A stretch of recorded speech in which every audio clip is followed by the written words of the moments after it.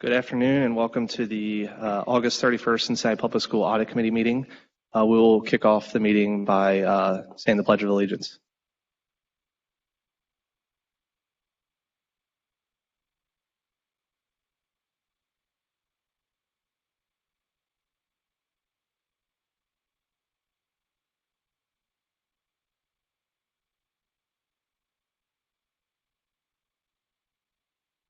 Thank you. I will be chairing the meetings tonight as our chair, Tim Heldman, was out of town and not able to make it. I don't have any other welcoming address, so I will kick it off to Superintendent Wright to give an update on the new leadership team, readiness for school opening, and a transportation update. Okay, good afternoon, everyone, and thank you for the invitation today. As I shared with the team, I did have another commitment this afternoon, so after the presentation, once I was invited, I did want to come, but after the presentation, I will have to exit to get to the commitment that I have after this one. So I want to start. I did ask some of my leadership team is actually here, and if we go to, Rob, are you controlling this? If we'll go to our district's website, this is also where we can get information on our organizational chart. It's there in public for us. So here we have with us, let me start to my left. So we have Dan, who is our general counsel, Dan Hoying. Stand and wave, Dan. All right. We have Shakitha Butler, who is our chief academic officer. Dr. Pamela Davis, who is our chief of staff. Mark Sherwood, who is our Chief of Marketing and Communications. Dr. Alicia Smith, who is our Chief of Schools. We have Chris Burkhart, who is the newest to the team, and he is our Chief Operations Officer. And we have our Chief of Talent and Human Resources, Ms. Katrina Riley. Ms. Riley, is there anybody next to you? All right, so this is also on, who did I miss? Oh, I'm sorry, Jeremy. And then we have our Chief of Technology and Research and Evaluation, Mr. Jeremy Gullahue. So this is on our website. The other thing that we also have here, Rob, if you'll go back, under leadership to the organization and leadership link, we also have our organizational chart here as well. So if anyone would like to take a look at it, it's there and published for the public. The second was a question around, I think, the readiness for opening of school. And so we spent some time this year with the board, really sharing with them the process that we've used to ensure that we were ready for school to start. And from that actual document, and we can send it, Rob, so that you can publicize that as well. From that actual document, this was something that each school principal completed, and principals returned to school on August the 1st. And at that point, we went through each of the areas that would go along with being ready for school. So that include things like the cleanliness of the facility. It included hiring in terms of where we were with staffing. It included the readiness of the classrooms in terms of being set up for students for day one.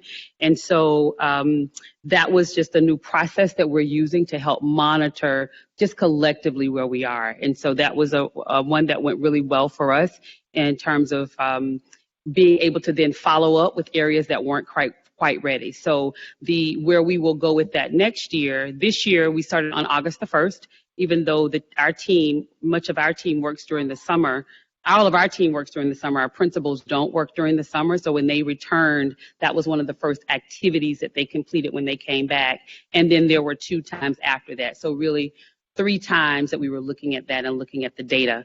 And then next year, we will do the same thing, but before principals leave in June. So that gives us the baseline for what it is that we're looking at. So I will send that to Mr. Wilson right now so that he can share that, just to share an overview with you of what that looks like. And the last was an update on transportation. Transportation is the one area that is keeping me up at night. I don't sleep a whole lot anyway, and so transportation is really keeping me up at night. So I think that I would start with the plus first. So the plus is we have been able to work really closely with Metro, and what the expectation was last year from what might happen this year with Metro, we've just not seen that at this point.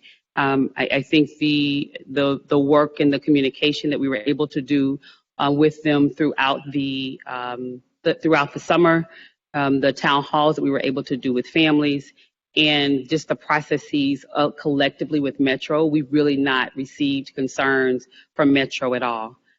So that's a plus, especially knowing where we were last year. Our 7th and 8th grade transportation really has been the challenge for the district collectively, and I will be preparing really more what I would call just a review at this point of how we got where we are. But there was just a lot of information in terms of really an opportunity to try to make a process that was more efficient and effective. However, it didn't turn out that way. And so as a result of that, we have students that were not necessarily, our 7th and 8th grade students were not collectively routed at the point that they should have been to buses. The data that was used for routing, there was an outside entity that our district really worked with this past year to look at maximizing the stops that we have for students and the routes that students would take. However, that particular entity did not necessarily utilize the same maps that we use as a part of Cincinnati. So anyone that understands when we start talking about logistics, that caused some logistical challenges. We were not as a team made aware of these concerns until right before school started. And so I got the notice. Our chief operations officer, who's sitting here with us, who can attest to what we share, came in to me 2 days before school started and said, we have a challenge, and this is a challenge that we have. So since then, we've worked really extensively with our contractors that we're working with. We have 3 contractors that we're working with. We've worked with them. We have also worked with Metro. So we have about 300 of our 7th and 8th grade students that are now catching Metro instead of the yellow bus as an option for them. We opened that up to all of our 7th and 8th grade students as well. And it's getting better each day. However, it is not where we're looking for it to be. I think the advantage is because we've been able to monitor and really dig in very, very deeply to see where we are. There's one other thing that we've noticed, and when we start thinking about what would be the most beneficial in terms of what's the most cost effective or cost efficient. One of the recommendations that was made is a recommendation that could do just that. So just to give you the example, one of the things that we've identified in our district, unlike some other districts, is we have done quite a bit with customizing bus stops for families. And so you may have a student that lives here and their bus stop is about 5 doors away, right? And that's a customized route that we do that with. In terms of recommendations that our team worked with, or the previous team worked with this past year, it was really about how can we maximize the savings for that. So instead of having one student that lives here that walks 5 blocks and another student that lives the other direction and walks 5 blocks the opposite direction, we're going to put that student, the bus stop in the middle, and have them walk 5 one way, 5 the other way. So there's 1 bus stop versus 2. The challenge that's caused is there was not collectively the socialization with parents and families. So as they've gotten the updated stops, even though the stops may be accurate, they see it as a problem, and they see it as this is just another error for transportation. So we've spent a lot of time going back through trying to clarify for parents, going out to stops, looking at where stops were, and it's really a tedious process is the best way to say that. So I really want to publicly applaud the team, even though they have felt very challenged because they've heard not a lot of the positives, even though they are pretty much working around the clock. They really are, including Saturdays and Sundays.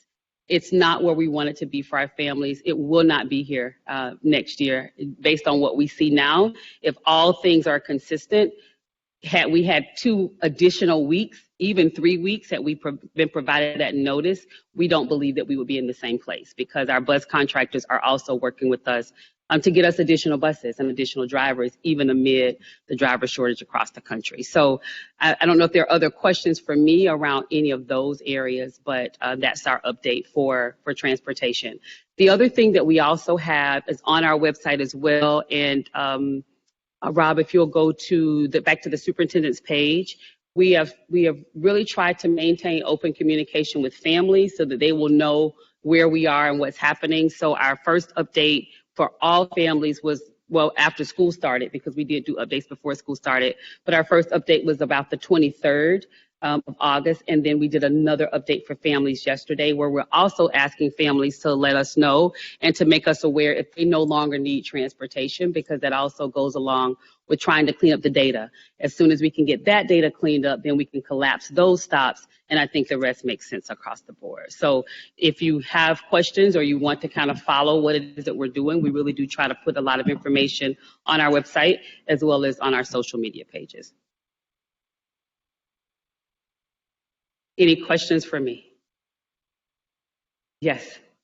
I just have a comment. I've only been here for 5 openings of schools, and each opening of the school for the edification of the audit committee, and I'm certain you all know this already, transportation has been a problem. This year I can say I think the reaction time has been the quickest, the responsiveness has been the quickest, parents reaching out. So kudos to the team and to the superintendent. Again, I know it's not perfect, but I do have every confidence that next year won't be the same. When I used to hear that in the past, I would kind of think, okay, well, we'll see. But I do actually believe that. And also, it's something Ms. Bolton and I have talked about for years. And we're happy to see a superintendent refer to these folks as our contractors and our vendors, not our partners. And we need them. But I think in the past, we write them big checks. This audit committee knows that. And I just wanted to say I think it's great seeing our superintendents holding them accountable to it. So thank you.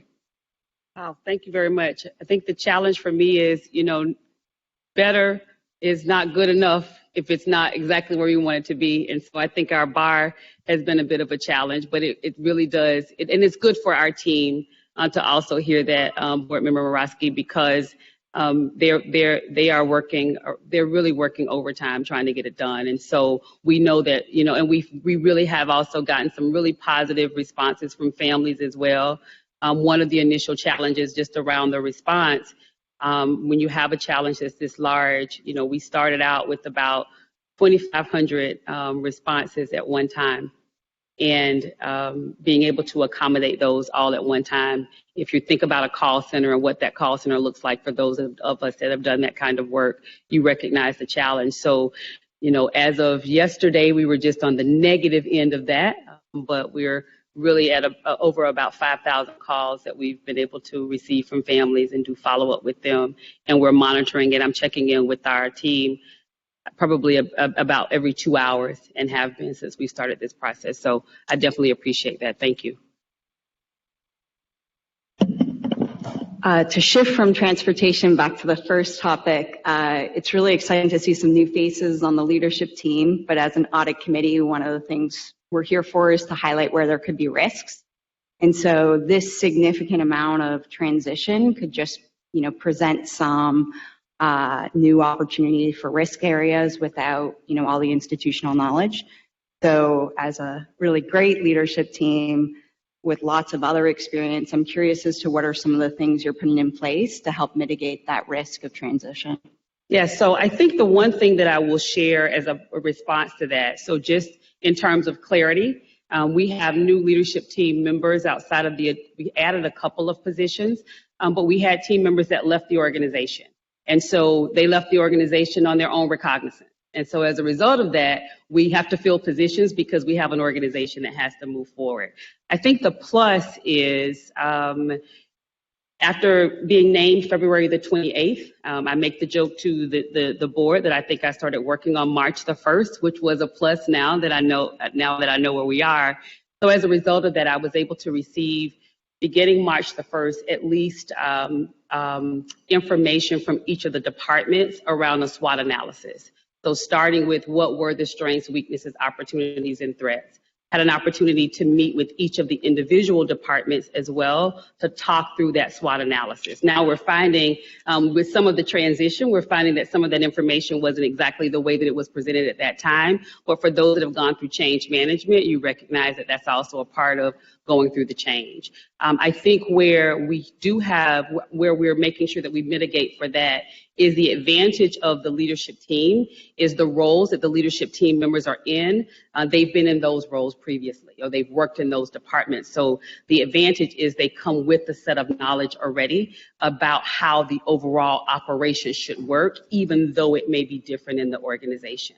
I think the second thing that's also important is as we go throughout the organization, there has been some stability within while it's not necessarily in some of the chief areas. For example, our chief that was responsible for human resources, talent, and special education is no longer with us. And so we needed to do some transformation there, as well as the director that was in that department.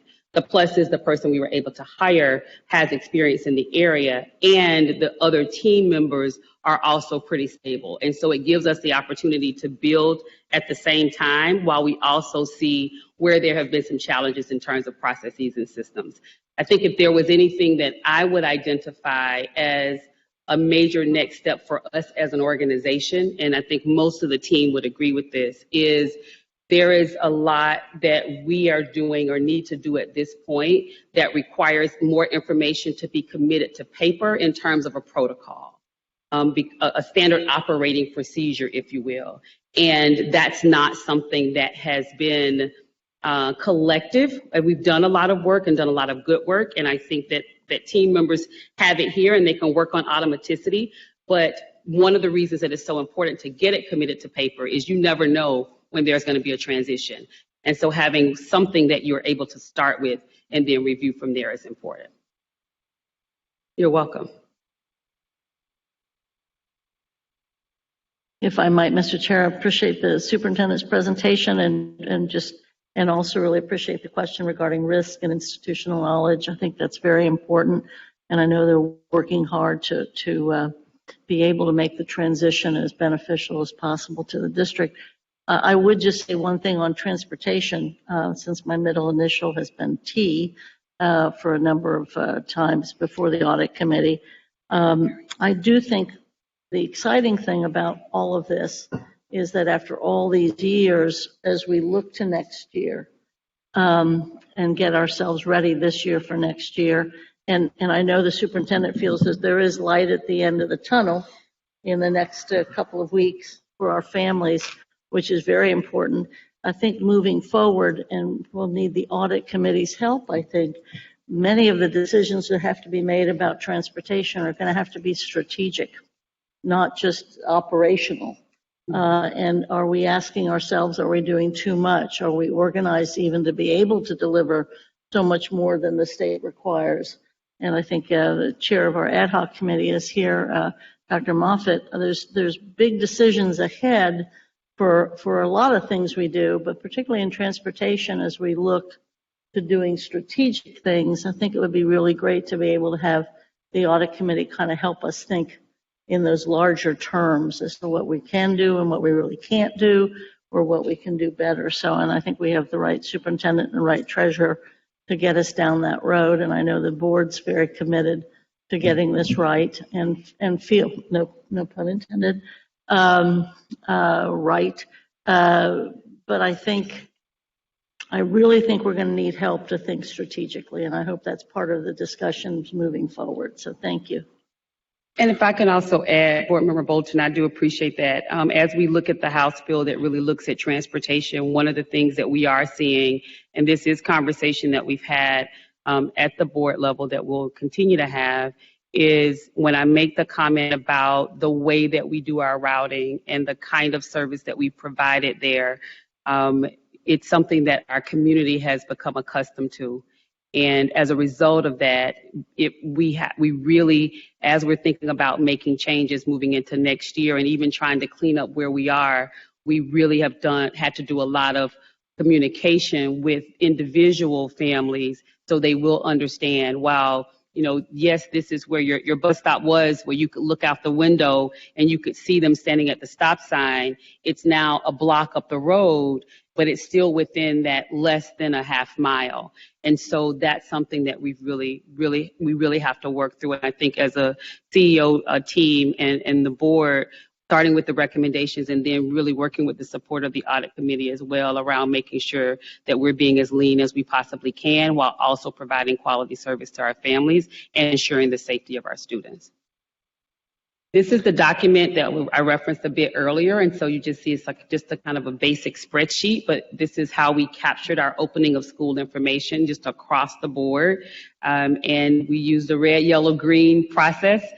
This was the last one that we did. I think the best part for us about this particular process was the feedback that we received from principals, that principals were clear on what we were looking for in terms of expectations, but more than that, they saw the follow-up from the team. So if there was an area where we said that there was a concern for facilities, for example, there was a way to follow up with that to make sure that there was another level of monitoring.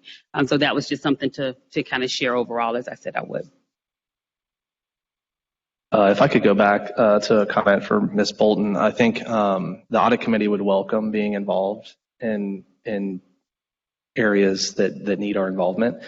I think our challenge is that we meet every 2 months, and so if there are critical things that have to be happening in the next couple of weeks, we won't be meeting for another few months. And so if there is an ask from the board or from the administration that there's audit committee involvement outside of our normal meeting cadence, that be told to us and asked of us, and I'm sure many of us will rise to the occasion as needed. So something to just consider going forward. I know the board and the superintendent and treasurer will talk about that and figure that out and give you some heads up, because on any number of occasions you all have been able to come up with better solutions than us, or at least to fit the context for us. So I think that would be great, and we'll do that. The superintendent and treasurer's approval. Are there any other questions for the superintendent? Okay, thank you for joining us this evening. Okay, moving on to our next agenda item will be Kevin Vaughn from Plattenberg, our external auditor, to kick off our external audit engagement.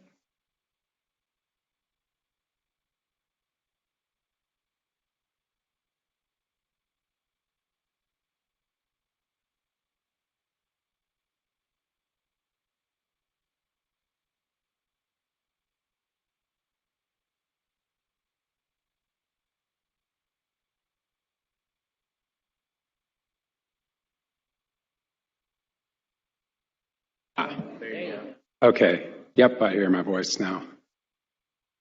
It's good to be with you this afternoon. My name is Kevin Vaughn, and I'm with Plattenberg and Associates. We're an independent public accounting firm, and we're contracted through the Auditor of State's office. It was through a bid process. We're currently this will be the third year of a 5-year contract.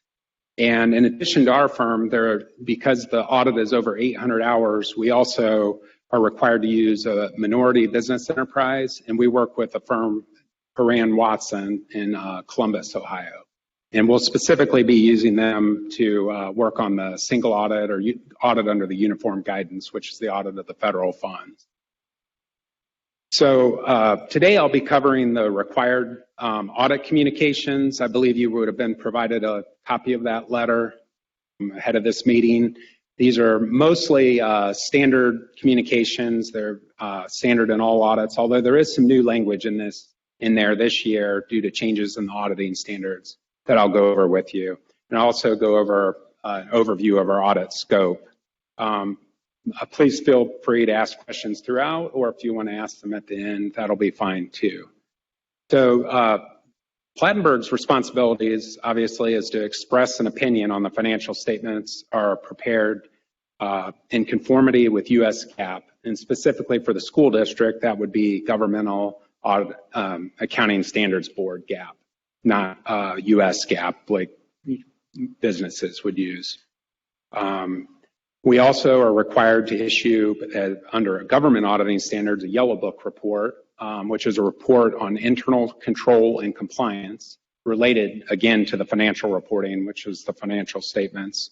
And we'll also issue an audit report on the major federal grant programs, and that will again be on internal control and compliance, and that'll be under the uniform guidance and the single audit standards. The responsibilities of the district: you are obviously responsible for the financial statements that are prepared and used in the audit. That's not the auditor's responsibility. And you're also responsible, obviously, for your internal controls over financial reporting and also over state and federal compliance. We're just here to do some testing on those and provide information in our reports. One thing to point out, when I went over the internal control reports of the Yellow Book and the Uniform Guidance, we will not be giving an opinion on internal control. We gain an understanding of the internal control in order to audit the financial statements, but we don't do enough testing to provide an opinion on the internal controls. And that's standard in all audits, unless you specifically are having an internal control audit. So the communication letter, the new language that I wanted to point out for you was at the bottom of page 2 and then going on to page 3. One of the new things that we have to present and communicate, we've always identified risks in our audit, but we now have to communicate those in the beginning stages of our audit and throughout our audit. So you'll notice in that letter, the categories were management override of controls. In the audit industry, that is standard in all audits. It's explicitly in the auditing standards because management has a lot of power and influence. There's always a risk of override of controls, and we can't get around that in an audit. And then we've identified non-payroll and payroll expenditures and self-insurance expenditures, procurement card expenditures.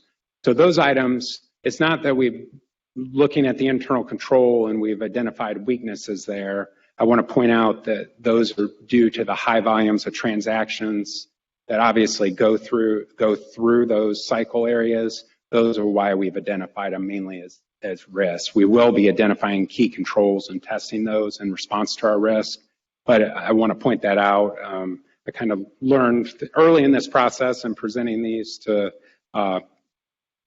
boards that they might think that there's an inherent weakness in their controls, but we have not identified any at this point.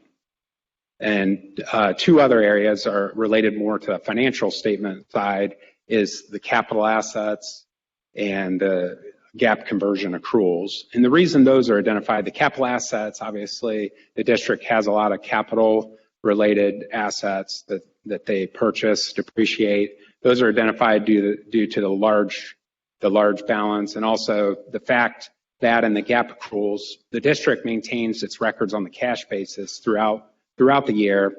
They do a conversion to GAAP at the end of the year, which was required by Ohio law, and that's the statements we audit. So since they don't which is typical of all Ohio governments, they operate cash basis, but since it's not typical for them to be accrual month to month, there's more risk in that area than there might be if every month you were recording the payables, reconciling the payables, adding your additions and disposals to the capital assets. It's done more on an annual basis with Ohio governments, so it presents more of a risk there, and that's why we've identified those. And you'll notice our responses to those risks. I've alluded a little bit to them on the last page. So related to the expenditure areas, those obviously be identifying key controls and performing testing of those controls.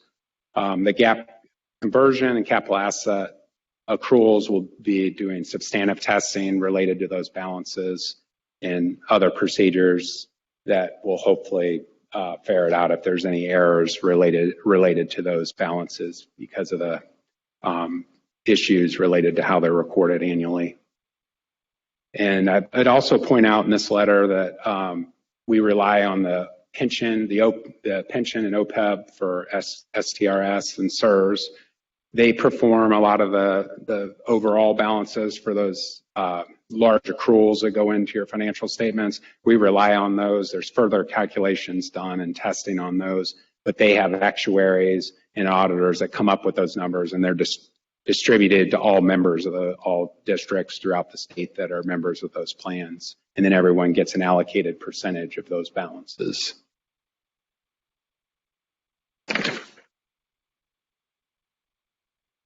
So next I'll go over briefly an overview of our audit schedule. We've started preliminary planning and preparation work. We will actually be starting on-site field work next week, and then we'll be doing a combination of on-site and off-site field work throughout September and October. And then the plan will be for the draft GAAP financial statements to be ready usually in the latter part of November. And then we'll, at that point, hopefully be done with most of the cash basis and compliance testing, and we'll switch over and audit the financial statements for a planned wrap up at the end of December, which the auditor state has a due date for the audit of. It's usually December 31st. If it falls on the weekend, it might be the 2nd or 3rd of January. And that'll be the planned timing for the audit.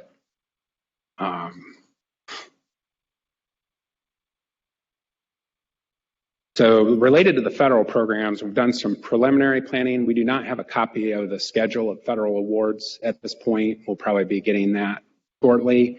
But based on the way those programs are risk assessed under the federal standards, you look at what you've done the prior 2 years. And based on our experience with the district and the consistency of a lot of the federal programs, we do know that Title I, there's a requirement they be audited in the 2 prior years. Title I was audited, I believe, in 19, so it'll be up for audit this year.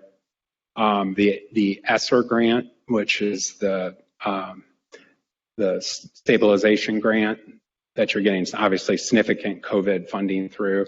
That one has been recently identified as higher risk in the compliance supplement. So although that one was audited last year, it'll continue to be audited long as you have significant dollars in that grant based on the identification by the federal government as it being higher risk. So we'll audit that one again this year. We've also identified Head Start. That one would be due this year, but there's so much funding in the ESSER, it is possible it'll shift the, so that there's Type A and Type B programs.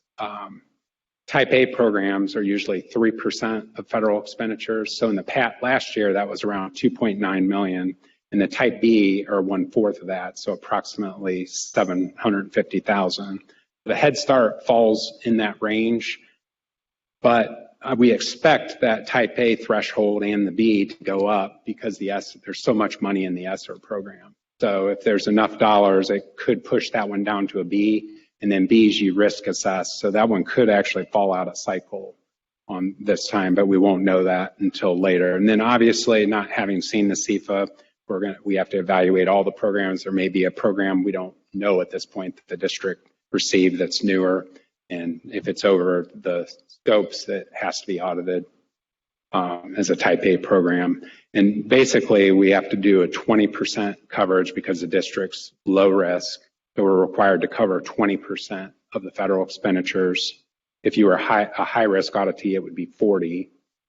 And but we have to do the Type A programs every 3rd year. So the Type A programs are going to far exceed the 20%. We'll be doing much higher coverage, probably I would guess over 50% by the time programs test. You talked about the low and high risk. What makes us a low risk district considering we are one of the largest in the state? Right. So basically the federal government gives a set of criteria and what it is it looks back at the 2 prior years. So you could have the worst audit finding in the world in your audit in 2022 and you will still be a low risk auditee for federal audit purposes, because it is based on the 2021 and the 2020 audit. And that's inherent in the federal regulations, and it's standard in all single audits. So the big thing is the Yellow Book report and the Uniform Guidance report. You can't have material noncompliance or internal control findings in the 2 prior audits in those reports. You could have something, as I mentioned, in 2022, but the 2 prior, you cannot. You have to have timely filed your data collection form. within, the 9 months after the year end. You can't, those are the main criteria that we have to evaluate. It's a very specific items. It's not really judgment based. It's either you met those things or you did not. And if you become higher risk, you're in that, it's a 2-year prior. So if you're if you become higher risk because of 22, even if in 23 you're low risk again, you'll be high risk until you surpass 2 years past the year you had an issue in your audit. But it's all. So to summarize, we haven't had a lot of issues, so we last remain 2 low years. risk. Yep. Okay, thank you. Sorry, I might have given you a little more detail on. I just want to make one comment as an external auditor myself. The identifying of the significant risks, I want to just reiterate for the record, that's not because of past findings. It's because of just inherent risk in these areas based on the type of organization we are. Yep. Okay, thank you. Yep. Those areas are typical in all of our audits. So we haven't identified any control issues or have knowledge of anything bad with the district that's made us identify those. So. Any other questions for Mr. Vaughn? Okay. On that risk piece, since we're in a levy year, how does that frame? It sounded like some of that's really good. And I mean, how do you frame it in a PR sort of way, sharing with the public kind of what you said, even though it's we met this and we met that, but for the public, especially in these economic times, I mean, is there a way, I don't know if they ask the treasurer or our public relations person is not here right now, but if I could ask the treasurer, how do you word that? I mean, she's got some open houses coming and town halls coming. Sure. That could be an important point. So I will go back and check my facts, but I am fairly 90% confident that we haven't had an audit finding in the 7 years that I've been the treasurer. I would have to verify that, but yeah, it's been a while. We've had a few been management letter recommendations, but no findings. Yeah. And then over the last 2 years, we've had 22 different audits on different funds and grants. They're all clean audits. We had one technical recommendation, but it was because the non-public schools weren't spending their title monies. So they encouraged us to work more closely with them and helping them spend their money. But our audits have all been clean. And so we are highly compliant and reviewed publicly. I think that's part of the communication to the community, big time. Since it's an outside source saying it and verifying it. And then also the reference to ESSER, because we know that's one of the issues that the public is having the greatest amount of maybe misunderstanding or needing for more understanding. Why do we need to do the renewal of the levy since you've got ESSER? And so maybe I don't know if there's some verbiage in this that would help us too, that it's being audited or it's whatever. I just think that's good stuff to share with the public. Yeah, so in terms of ESSER, every month, the ODE's compliance officers that are guided by the U.S. Department of Ed review our expenditures before they reimburse us. So we have to spend the money first and then get reimbursed. So there's several checks and balances on whether our spending is compliant and qualifies under their guidance. I think we work that into some of our messaging for sure.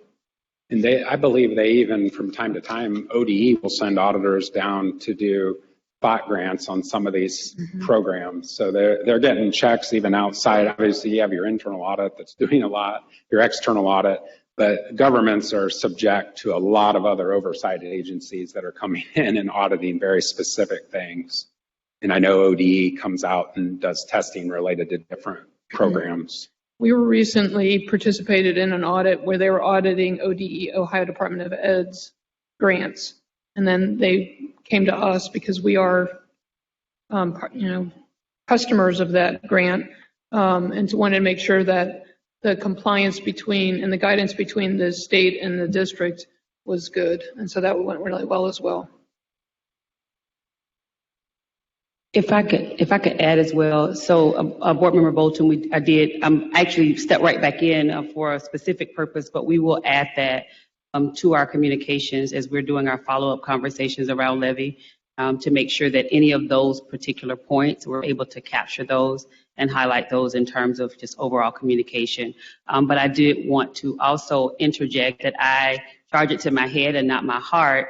Probably the person that I work the closest with on the overall team is our treasurer. And so it's the difference in whether it's a sister or cousin, I'm not quite sure. But we do work very, very closely together. And I would be remiss if I did not step back and just thank publicly Jen for her work the work that we've been able to do together, even through the transition before I got here, and being able to even get to recommending a budget to our board that we could get approved at the point that we did. That would not happen if we were not able to work in partnership. So please, again, charge that to my head and not my heart in being able to do that. But after 7 years of a clean audit, I was a bookkeeper in my former life.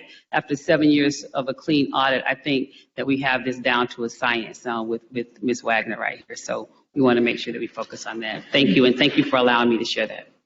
Thank you, Superintendent. We have a great team on the second floor, so we have high confidence, and we'll have another clean audit. Okay, any other questions or comments? Okay, thank you. All right, next up we have Paul McDole to talk to us about collective bargaining agreements.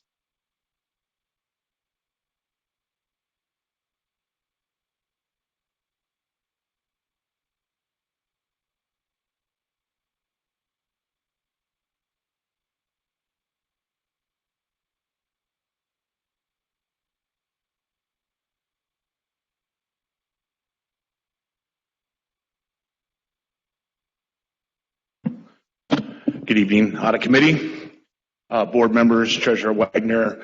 I'm glad to be here this evening to present some information to you about the work that we do in employee labor relations.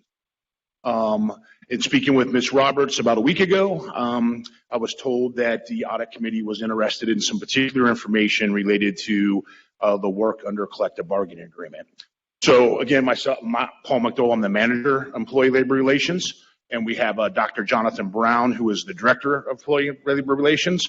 And then we have Ms. Riley, who was introduced before, the chief officer of human resources and talent, who we both report to. Next slide, Rob. So what do? We are that department that prevent, resolve problems involving our employees. We develop, maintain, improve employee relationships through communication. We are very active in the grievance process. As we know, we have 7 collective bargaining agreements that we monitor throughout the district. And at times, grievances do happen. They're not a bad thing sometimes, but there is a process that we have to work through with our unions and our employees to address those. And obviously, we do a lot of work around collective bargaining, interpreting, providing advice, guidance around the contracts, as well as meeting with our unions, all unions on a regular basis. So when we move into collective bargaining, probably one thing that would be important is to kind of share with you the unions and some of the titles of employees that they represent. Next slide, Rob. You were ahead of me. Good job. So the first union that I'll mention, they are an association, and that is CAS. That's probably the term if you've heard, and they represent our administrators. So in our central office, Iowa Street, it would be our directors, our managers, our associates, our specialists, and then our principals and assistant principals that are out in the field. And we have about 280 members that are represented by the CAS organization representation group. Next slide, please. Cincinnati Federation of Teachers, CFT. They are the largest union group that we have, and they have about 3,700 employees that are represented under that union. And one thing that I always bring to everyone's attention when you say Cincinnati Federation of Teachers, you automatically assume teachers. But you can see under that organization, we have our speech language pathologists, we have our school psychologists, our case coordinators, some of those positions that wouldn't automatically jump to your mind as being under a teacher's contract, but they are. And also our substitute teachers as well are represented by the Cincinnati Federation of Teachers. Next slide, please. Cincinnati Federation of Office Professionals. Those are our office staff, the clerical you see in our school when you visit our school buildings. We have clerical staff here in this building, Iowa Street as well. They're known as CFOP, and there's about 280 total employees under CFOP. And as you can see, I've listed the slides, the titles. I know you have the presentation in your folder, but I'm not going to read through all the different titles, but obviously you can see there's many different titles represented by the different union groups. Next slide, Rob.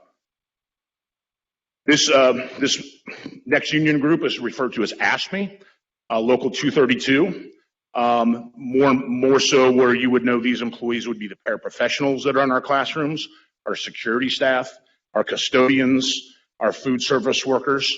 But again, a large list that is provided to you, but those are probably the most popular terms that you would hear more so in the role that you provide here, so that's the audit committee.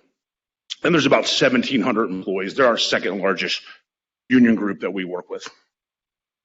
Next slide, Rob.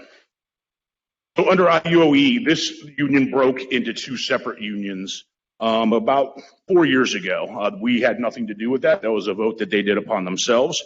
So we have the union of the operating engineers, and then we also have Local 20, the carpenters, and there's a total of about 78 employees within that group. Those are the individuals, when we say operating engineers, you can see the titles on that side, but most commonly like the building engineers that we have. And then as far as Local 20 carpenters, those are the carpenter foremen. Next slide, please.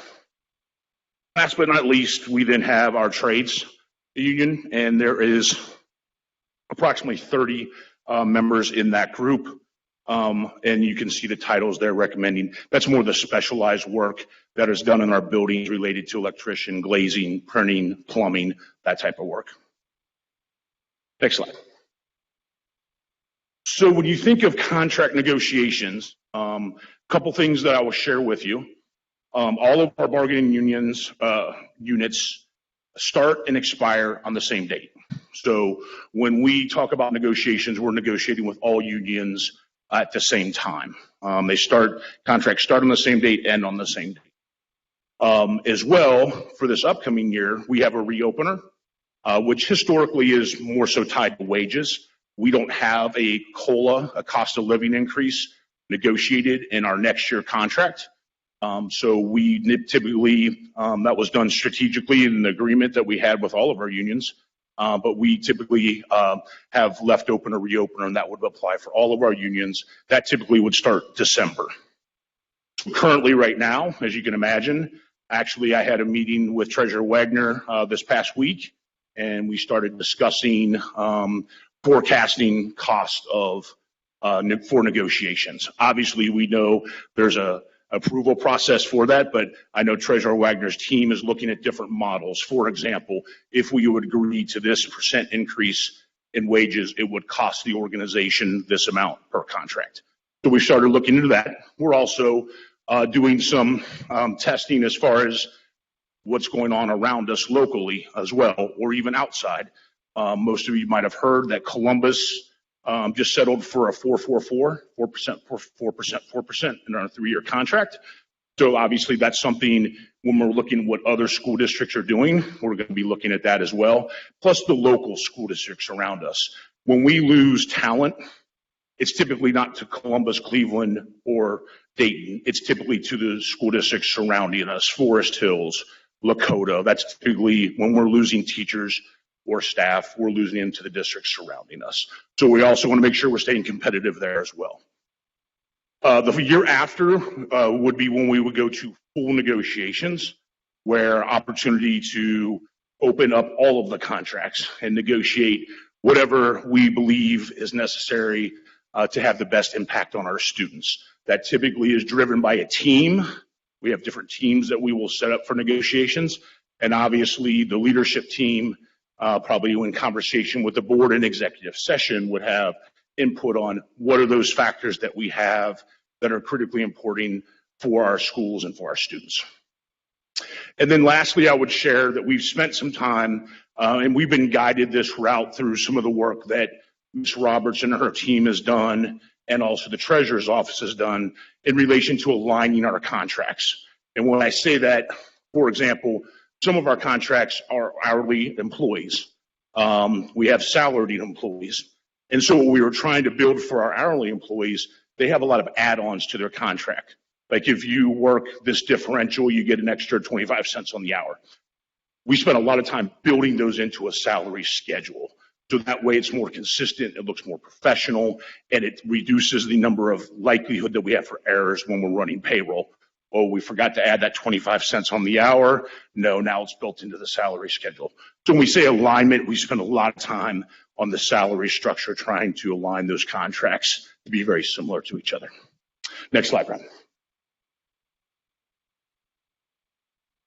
So I would like to leave a little opportunity to answer any questions that any of the board members or the audit committee might have. I was a little surprised to see so many people that aren't teachers. Is there anybody that's not collectively bargained? Yes, great question. We have a group of about 250 employees that are unrepresented. And most commonly, to give you an example, we have the executive clerical executive secretaries for the leadership team. Those roles are unrepresented. And we also have a large number of school community coordinators. Might have heard that title that are out in our schools. They are not represented by a union as well. We also have some unrepresented administrators too.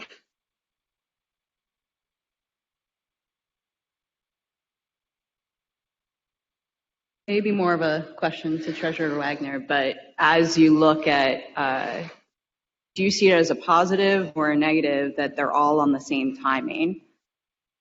I can see some positives of being able to coordinate between them, but it's a lot of work to consolidate at the same time. Sure. I think there's, I would take Jen's response as well. I think there's pros and cons both ways.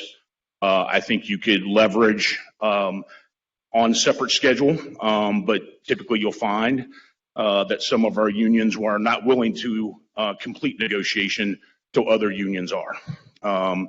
So that could, though you could divide a schedule, will you really be able to finish with all those unions when they're waiting to see what the other unions are doing?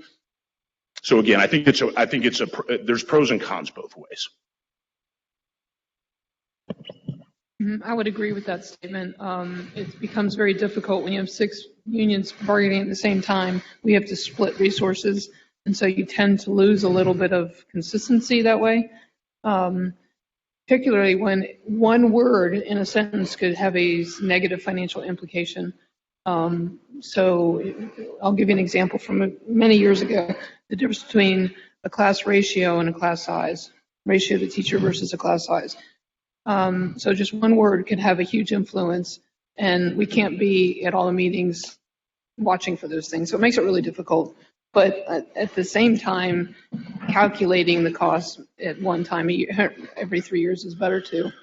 So I think too, what we've been really good at is putting together the proper teams to negotiate with the different unions.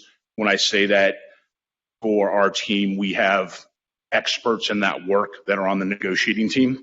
And then obviously the second step to that, and Ms. Wagner has this ingrained in my head, we'll take any financial issue and make sure that we're sharing it with the treasurer's office, so that way we can have a cost out factor, so we have a whole idea of what that package looks like. What you can get pulled in sometime, oh yeah, we'll do this, and then you forget to add that total to this total to this total, and then all of a sudden you're sitting there like, wow, we really increased the budget. But we have a very good team, various teams that go to the negotiating table on behalf of the district.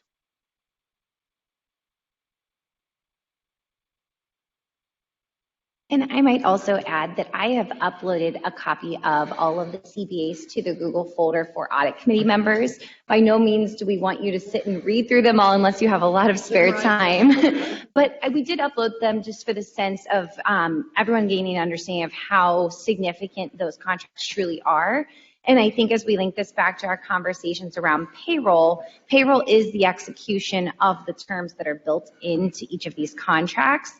And I know we've touched on this numerous times during our payroll audits, but really this is the basis. These CBAs are the basis in which we then, as an operational organization, via our talent development, human resources department, and then ultimately via payroll, those are the processes that then carry these agreed upon terms through to operations. So I just think this is a great opportunity to further educate the audit committee and the public around the purpose of the CPAs and also the impact they have organizationally.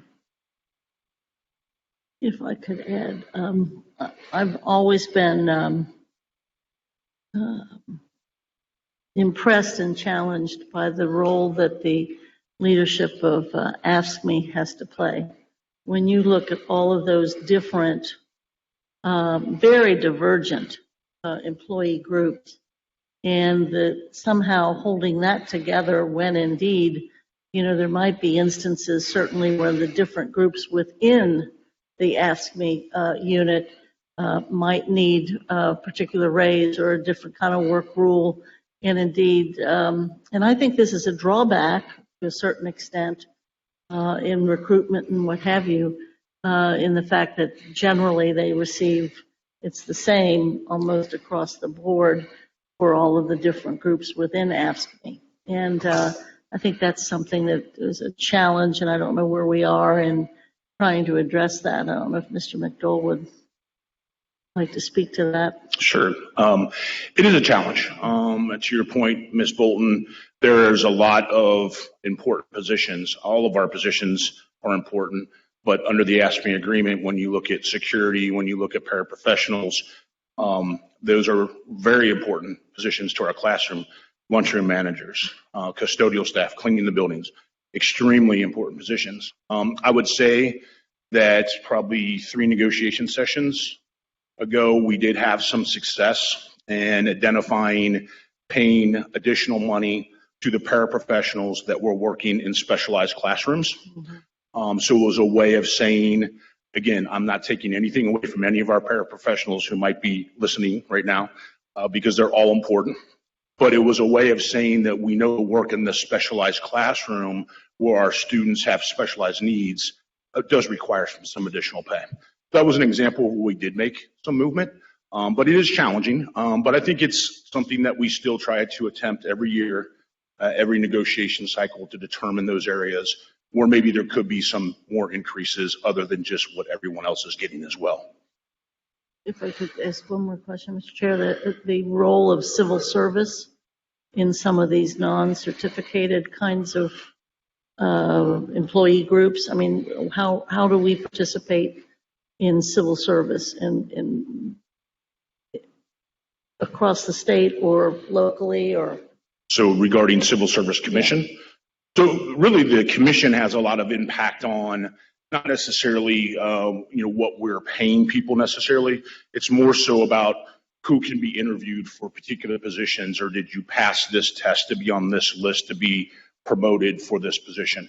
Best I could suggest you use an example with our clerical staff.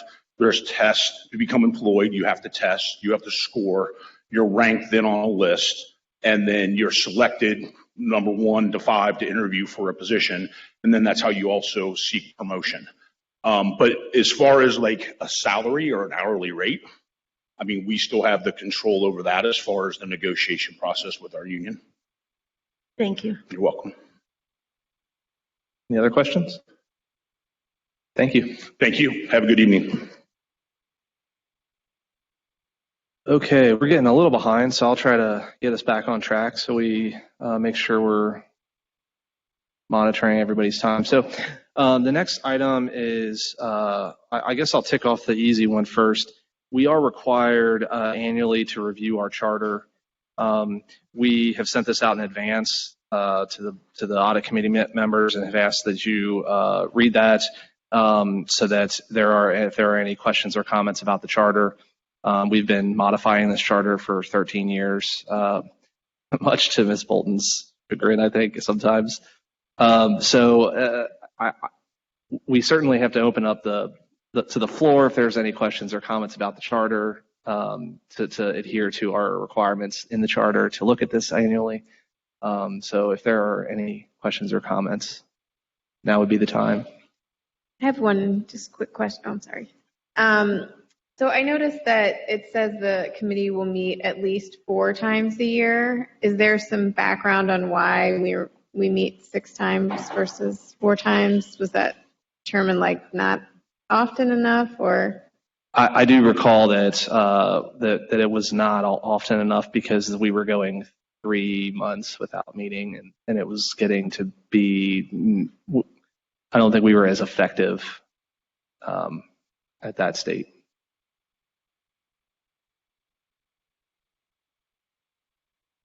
Dan, I have a question. Or just a comment. I noticed at the top of page 2, the first sentence or the first fragment of the sentence, near the end, the word bring is repeated. I don't know if that's, I didn't think that was intentional. Say, where is it? Bring, B-R-I-N-G. Can you read the sentence you're talking about? And growth committee will review nominations and have the opportunity to bring the recommendation forth. And bring it twice. Yeah, for approval. I don't know if we're editing it or what, but if we do edit, I think we should remove the second bring. Barring any other questions or concerns with the audit committee charter, we will table deleting the word bring so that it does not have to go through policy committee. Do I get brownie points for that? We can take care of it right now. Your policy committee chair is on this committee, so it's done. It's done. Dan, it's done. Dan, we're going to excise the word. We're done. All joking aside, I think we have spent a lot of time on this charter, and I think it is the spirit of what we intend to do as a committee. And I think this next topic of conversation, assuming there are no more questions about the charter, is in response to our last meeting on June 30th, where the audit committee all brought up potential goals that we as an audit committee would like to put in place. Lauren accumulated these, pulled them together, kind of boiled them down into, on the second page of the document, 3 main categories. The first being meeting preparation, the second being the content that is presented to us in this meeting, and then the third, somehow measuring the impact that we have to the organization. And a lot of what is in this document, while it is all information given by us at our last meeting, it's stuff that we're already doing, but I think it's also stuff that is very important to what we do as a committee.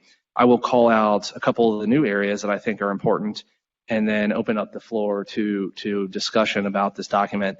The first is in the first section, audit committee meeting preparation, and it's the third bullet point. And it is audit committee members attend and or watch the monthly budget, finance, and growth committee meetings. One of the observations that we had as we talked about the goals was, we are presented a lot of information, and a lot of that information is repetitive to some, and it's also been disseminated in other forums. So, for example, if we were to ask the audit committee to watch the monthly budget, finance, and growth committee meetings, we can point out at what point the treasurer will give the financial discussion so that we don't have to hear the financial discussion again, and we can maybe come with questions from watching that presentation so that the treasurer is available to answer those questions, and so that we're not just getting a reiteration of something that's already been done and something that members of the finance committee have heard now twice and maybe 3 times. So that's one area. The second area is down in the meeting content, and it's the focusing on current events. And I think it's really important to highlight this because it's happening right now. Transportation, Ms. Bolton asked if we could be involved in potential discussions and idea generation around transportation. And we need to be nimble enough as an audit committee to provide feedback and guidance when it's needed. And it might not be needed today, and it might not be needed on our next meeting on October 26th, but it might be needed in between now and then. And I think it's important for us to continually be in tune with current events. And so I think that goal really rings true with what's going on now. And then right below that is revisiting past items that we've talked about that maybe new members aren't aware of or they're not educated on, such as tax abatements. I mean, I think there are folks on this committee that sat through, and it's like we talked about tax abatements for a year and a half. It seemed like every meeting, and a new member might not have that institutional knowledge. And so maybe including some of that information in presentations so that we all remember where we've been, where we're going, and make sure that we memorialize some of that institutional knowledge. And finally, I think the impact of the audit committee, trying to find ways to measure that, and that's going to be the hardest part.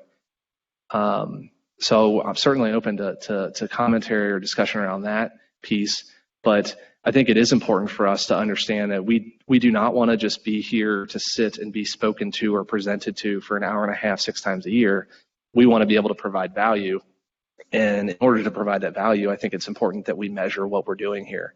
So with that said, I'll open it up to the floor for anyone to have additional comments, questions, and we would look to finalize this with a vote if there with any updates as needed and agreed to by the committee.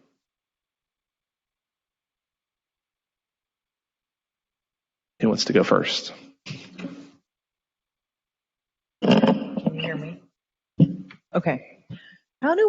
One of my concerns as a volunteer committee that we're not elected members, is scope creep into areas that I would not feel comfortable having. Let me scope creep, especially in the setting of this being broadcast and recorded. In fact that there are some things that may be discussed that if there was awareness to the public would put us at risk in my mind. For example, some of the commentary around transportation at the beginning of things, and it's like I have colleagues that are on the Chicago Public School Board and Audit Committee, and when there's a controversy, they find out that, oh, this person works at PwC, and they protest outside of their building. So my question is, how do we keep ourselves involved and updated while remaining focused on our real purpose of supporting the audit, internal audit department and treasurer with guidance versus other pieces of the school world, the school district world that would be fit for the board, an elected member of the board versus us as volunteers? That's my only, I guess, question or comment on this is that concern.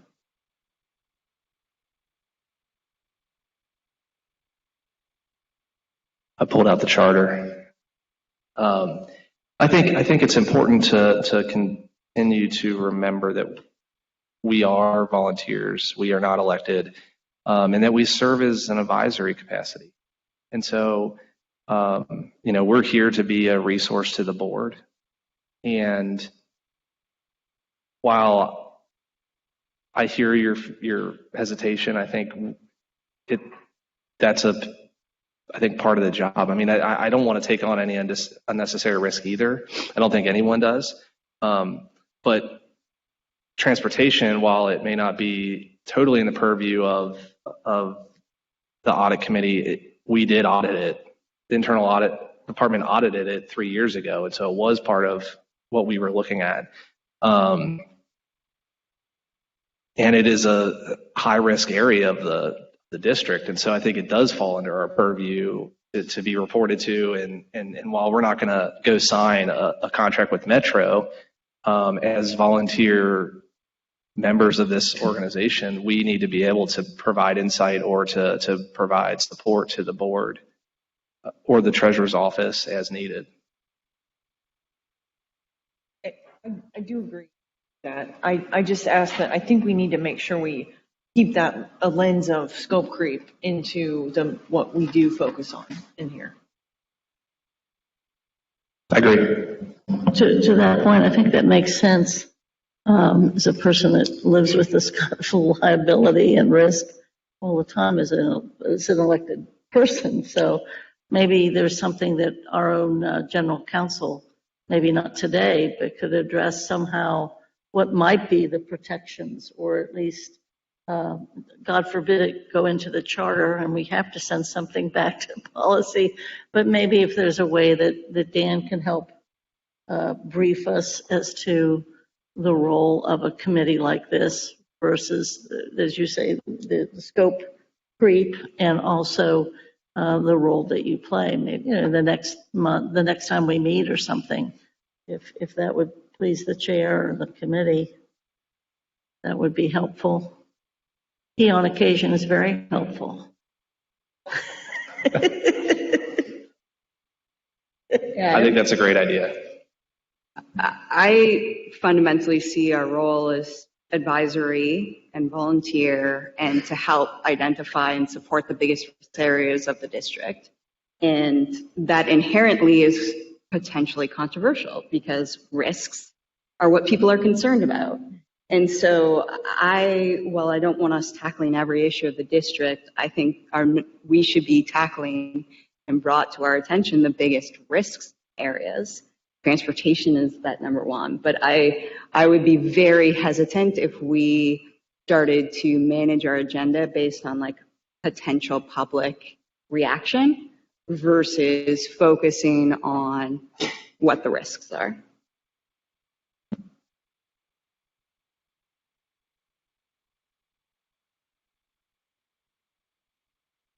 Okay. Any other thoughts about the goals as outlined for fiscal year 2023? Just one. I think the Budget, Finance, and Growth Committee meetings would be really good for us to watch. I mean, you don't have to watch them live. You can watch them later. But also just the district meetings, because I think that's really giving like a much bigger picture of what's going on. Maybe some of those issues that aren't necessarily going to come up in the Finance Committee meeting, but could be issues that we want to talk about, or they are very long though, and it's there's a lot of procedural stuff. So I know that it's kind of a big ask to say like watch every hour and a half long meeting. I don't know if, maybe we could rotate. So, one or two people watch each one and kind of bring some notes. As we planned for this, we talked about sending out the recording and saying at minute 46 is when the finance starts. Yeah, that so you're not, would be helpful. It's actually kind of hard to find them online without a link being provided to you, I've found. Can I make an ask? And if this is totally hard, then tell me no. But if there's information relevant to the audit committee meeting in any of the board meetings, if it can be sent out to the audit committee meeting and saying a discussion about this topic happened at the board meeting, it starts on minute 46, and that will help us get information rather than everyone trying to watch all the meetings. If that's not feasible, then you could tell me no, but it would be helpful. I don't know about the other members, but I mean, if that is too much of a burden on you guys, I think that's something that people, we could take turns doing rather than bringing a summary to the next meeting. Just somebody goes through and listens to the whole meeting and, kind of makes some time notes of when would be good parts to listen to. And I would be willing to do that. I don't know if that's something other people would be interested in, except during tax season.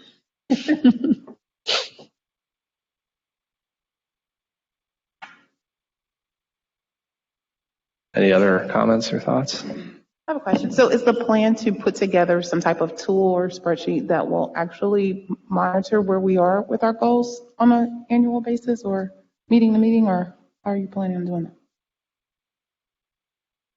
The measuring part is going to be the hard part. Okay. if we get involved in transportation and we come up with an idea and the board takes it and runs with it and it solves all our problems, then it's going to be obvious that we had that idea. But if we don't, then did we fail? I don't think so.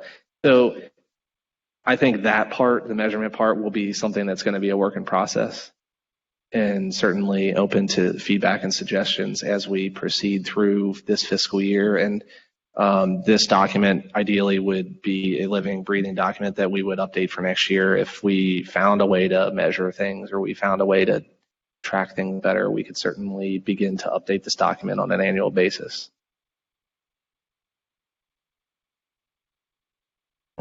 One thing we could do, and this is just an idea, is perhaps form a small group like we did in the past when we reviewed the charter. So maybe sometime between now and October, a small group of us could get together, maybe Ms. Gudridge and Mr. Holthouse and anyone else who might be interested, and talk through maybe developing that watch schedule. How do we have a convenient place for viewing of meetings? What's our protocol for sending those out? And then perhaps thinking through the development of how we'll measure these goals. So I don't know if that might be a best next step, since waiting until October, then all of a sudden looking at the timeline on the front page, the year does tend to fly by. So just a possible suggestion. I'd be happy to help coordinate and assist, but of course audit committee led, as it is an audit committee goal. I would be fine with that. And just a friendly reminder, if we do start sending out notes, please do not reply with commentary to the rest of the audit committee, because that would be a breach of the sunshine laws. So just an annual reminder of that.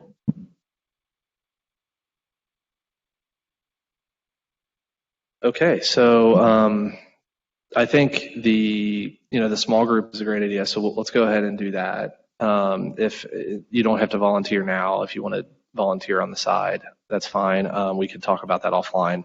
That can help with the watch schedule, I guess you could say. But it doesn't sound like we have any material changes to this document at this time. So I think if that is the case, I guess, do we need to do a formal vote to approve this? That need to happen, I guess. Okay. So do we need to do roll call, or can we do yays and nays? I think you can do, you're just adopting a document, so you can do it however you want. Okay. Yays and nays are fine. Okay. So all in favor of adopting the fiscal year 2023 audit committee goals as written, say aye. Aye. All opposed? Okay. Being not opposed, I get to use this. Approved. Okay. I don't think I actually effectively caught us up. So Lauren, you're up next with audit status report. All right, so I will keep this very brief, as I do believe the document speaks for itself. I kind of tried to write this in a way that said, if I was sitting down with each of you and giving you the status of each of the items within the fiscal 23 audit plan, where are we now? So I will, though, just say high level, things are going according to plan. The team is doing a phenomenal job. Having a team of 3 auditors to start off a fiscal year is huge. We are well underway and far ahead of where we typically are at this time of year. So Emma and Isaac have been doing a great job really independently leading the security badge access audit. So at this point, we have completed the audit engagement kickoff, full process and system walkthroughs, and designed and adopted the work program. So currently they're working through the specific testing, and we are on target to issue the report at the conclusion of October at our October 26th meeting. We have started conversations potentially with legal counsel, considering potentially executive session material, depending on the content, since it does relate to security. So that is something, if you do see that come through, don't be alarmed. It truly is just something we'll consider, as security and safety is paramount, and we need to make sure we transfer that knowledge in the most appropriate fashion. Beyond that, going even back to the first page, 2 of the advisory projects that we're working through that I think will be of interest to the audit committee. The first being cash controls and minimization. This has been an ongoing conversation, but one that I think this year is really making significant progress. due to the great leadership that we have in the Treasurer's Office accounts receivable team. So the accounts receivable supervisor is leading the charge as we expect with our advisory projects. And we are providing support by assisting the AR team in doing school site visits and cash drawer audits.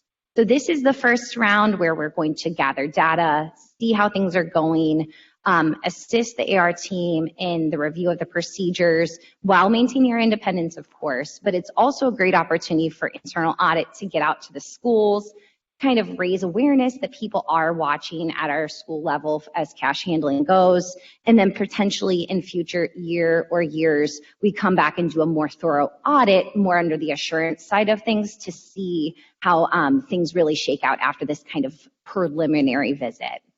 So, and then on the other side of that, we're also performing some analysis around school fees. Common practice is an upload of school fees and an ultimate waiver based on school free and reduced lunches. And so we want to do an analysis to say how much time and risk potentially is there in the cash handling of school fee collection, how much money do we end up collecting and how much do we ultimately waive, to see if this is a process that either needs to be reinvested and improved or potentially one that isn't quite as beneficial as maybe initially intended. So that's a side project thinking through the minimization side of cash. And then finally, as we did mention before, transportation. We met with our new Director of Transportation, Demetrius Martin, upon his hire with the district on July 1st. And we transferred all of the knowledge from the original fiscal 2019 audit report. And I say this in the report, and I'll say it again, it's very understandable that the incoming management is not familiar with the work to the extent of that the work was completed during the audit, what the findings and recommendations were. So this is a bit of a moment of us, from an audit perspective, taking a step back or a step to the side to bring them back up to speed. And ultimately, I think the value we add is showing them the tests that we performed. We can assist in testing current data, but also helping them understand the controls that really need to be put in place from a financial perspective. And as a reminder, that initial audit of transportation expenditures was essentially the financial life cycle in transportation, meaning the original purchase order, contract, the invoices that come through, and then ultimately the recording to the GL and ensuring all of that flows through properly. So that will be our focus. And ultimately, again, with advisory, the onus to some degree falls on our new management leaders to incorporate us into their work. However, we are going to stay diligent in ensuring we are not forgotten, and this does become a part of their work as they acclimate. So those are the key takeaways from an internal audit perspective. The final page includes a summary of our external audits. Of course, we received a great update from Kevin Vaughn from Plattenberg as that audit is now kicking off. You see the conclusion of 3 audits performed by ODE, and you see the technical, technical assistance that Treasurer Wagner just mentioned. That was a note provided to public school districts that had what they deemed to be a significant carryover amount for non-public schools. So that has been addressed, but also a pretty common finding for a lot of districts. So that concludes the audit status report, and I welcome any questions. I think it's wonderful that you met with the transportation director. I'm curious if there are plans to meet with any of the other new leaders to bring them through some of the recent findings. In particular, we've spent a lot of our time over the last 2 years on some of the payroll and HR space, and so a lot of new leadership there. That would be one. I'd be very excited to hear that there's some institutional knowledge shared. Absolutely. That's almost a subset of the plan in and of itself this year is bringing all of the new leadership up to speed on all of our past audits. So our goal really, I think the value that internal audit can truly provide as this organization goes through such a significant leadership shift is sharing lessons learned and where our improvements still needed. So that's a high priority for us. I completely agree. Okay, if there's no other questions for Lauren, we do have 5 more minutes scheduled, so if we could try to get through a financial update and then we do have Ms. Bolton on here for the vouchers, Hurt Ohio Coalition. So Yeah, if I could, the board did pass this, and we have now joined the group. General counsel has let it be known, and we're on the committee that is pursuing this particular legislative change, legal change. I think you all have this or not? I think this was in our packet. Was it in your packet? Okay, great. And then the other thing too, just to close out before the presentation, Member Morosky reminded me too that we will be asking, since the next audit committee meeting is the 26th of October, we are asking that the audit committee join us and join the board in recommending the passage of our renewal. And I think that fits within the purview of the audit committee as a recommendation that it is needed. I think that's how we've done it before. So just, we'd hate to wait till October 22nd, and we don't know if that requires a motion or if you all are willing to do that. I don't know. It's been a few years since we've had a levy. Is that typical? Mm-hmm. Okay.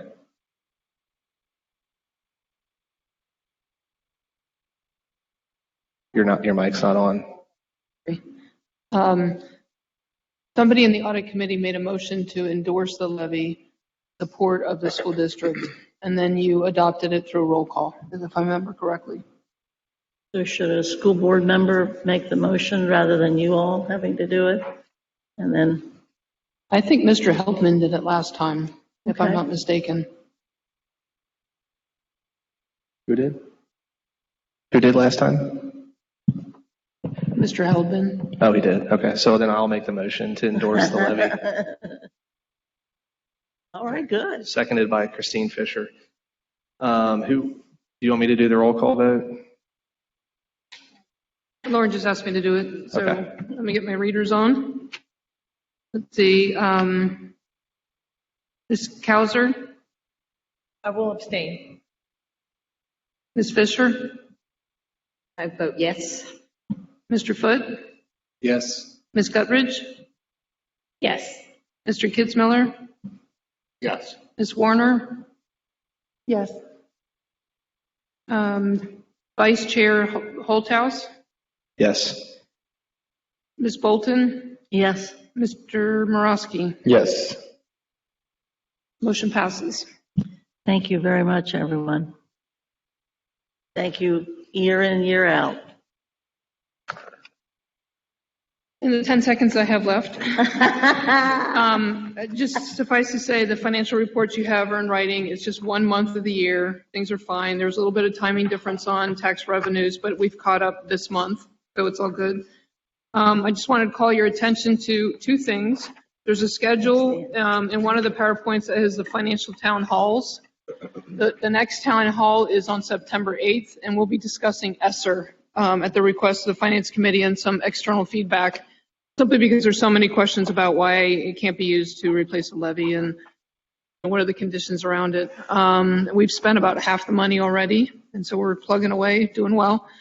The second item I wanted to call to your attention, and this is important in relation to some of the prior conversations we're having, and particularly around the levy, that our state foundation formula, our state share has dropped because the district has become wealthier for two reasons. One is that our average property values went up, our 3-year average property value went up by about $1 billion, and the 3-year average of federally adjusted gross income also went up. So because those things went up, the state share, we became wealthier in relation to the rest of the districts in the state, so we get less money from the state, and that burden shifts to the local taxpayers. What that means is over the last 2 years, we've lost about $2 million in revenues because of that subtle difference. And so that puts cost of living increases and inflation puts a more difficult budgetary challenge on funding initiatives. And, so that makes the levy passage that much more important. So even though the revenues will not go up with the levy, it's a fixed sum levy. $52 million. This is the third renewal. We just have to find different ways to fund the things we want to fund and not fund the things we don't want to fund. In Lauren's audit report on the ROI calculation, I did find a candidate to do the contracts analyst job. I'm very excited. He's going for board approval on September 12th. And he's one of my senior accountants. And I think he's going to do a fabulous job. But I'm really hoping that that effort will help us to maximize the things that we invest in that have higher student outcomes. And we'll stop spending money on the things that don't have the biggest outcomes. So happy to entertain any questions. Did I make it in time? Ooh. Right there, yeah. Any questions? If there's no other items of business, then the meeting is adjourned. We'll see everyone on October 26th at 4:30 for our next meeting. Thank you.